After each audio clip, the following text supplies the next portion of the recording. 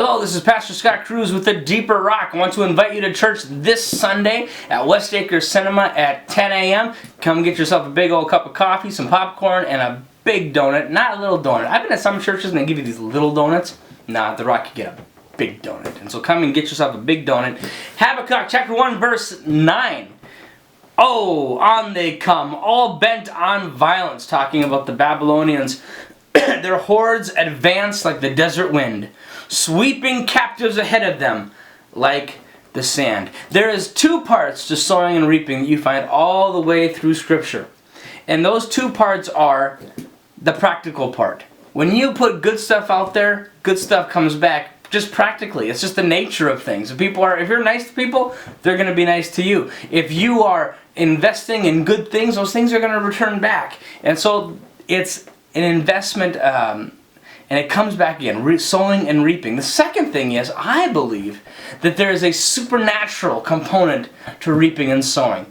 That when you put good things out there, good things come back. If you put bad things out there, bad things come back. And that is all through Scripture. And this is an interesting verse because it says, their hordes will advance like the desert wind. You know, God is talking to Abraham. And he's telling Abraham, I have a promise for you. Your descendants are going to be as numerous as the grains of sand. Just follow me and keep my way. And God answered that. The Jewish people prospered and flourished and grew and grew and grew. But then they rejected God.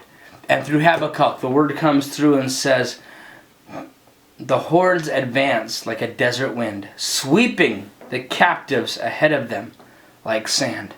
I made you like sand. I was faithful to you, and you turned your back on me, and because of that, the enemy is going to have his way with you. Remember, I didn't leave you, you left me. And so God answered his part. He did what he said he would do, and he made Abraham's descendants like sand on the seashore. But then they rejected him, and the Chaldeans came, and they will advance like a desert wind, sweeping the captives ahead of them like sand. God was faithful to his word and made them like sand on the seashore, but they turned away. And then that's how it happened. God's blessing is like sand, and it piles up. But sin and the consequences of sin has the ability, we can undo God's blessing in our lives. We can screw it up by not following his law and not doing it his way. And so I implore you today, put your faith in God. Keep your faith in God. When you fail, be quick to run back to him and say, Lord, I'm sorry. Forgive me. Help me. So that he can have his way in your life.